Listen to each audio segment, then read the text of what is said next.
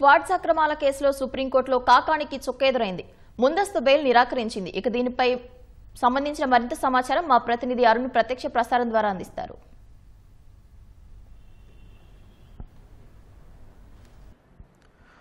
Thank you. ఈరోజు మాజీ మంత్రి కాకాని గోవర్ధన్కు సంబంధించిన కేసు సుప్రీంకోర్టులో విచారణకు వచ్చింది. సుప్రీంకోర్టు కాకాని గోవర్ధన్కు ముందస్తు బెయిల్ ఇచ్చేందుకు నిరాకరించింది.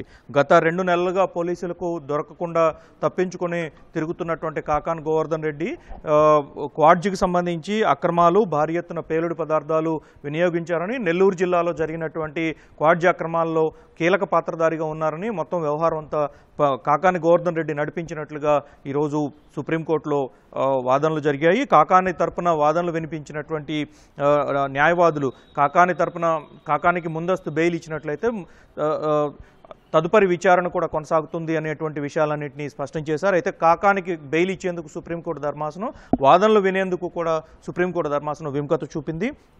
గతంలో హైకోర్టు ఇచ్చినటువంటి ఆదేశాలను సుప్రీంకోర్టులో కాకాని తరపు న్యాయవాదులు సవాలు చేశారు. హైకోర్టు ఇచ్చినటువంటి తీర్పు, అదేవిధంగా కాకాని గోవర్ధన్ రెడ్డి దాఖలు చేసినటువంటి పిటిషను రెండింటినీ పరిశీలించినటువంటి ధర్మాసనం ఈరోజు కాకాని గోవర్ధన్ రెడ్డికి ముందస్తు బెయిల్ నిరాకరిస్తూ ఎట్టి పరిస్థితుల్లో విచారణకు సహకరించాల్సిందని చెప్పింది. అయితే కాకాని గోవర్ధన్ రెడ్డి తరపు న్యాయవాదులు పిటిషన్ విత్డ్రా చేసుకోవడానికి తమకు అవకాశం కల్పించాలని చెప్పి కోరినప్పటికీ ధర్మాసనం కరుణించలేదు.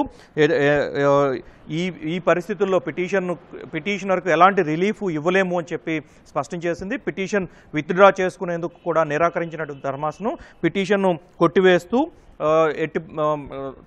కాకాని గోవర్ధన్ రెడ్డికి ముందస్తు బెయిల్ ఇవ్వటానికి నిరాకరించింది. ధన్యవాదాలు అరుణ్.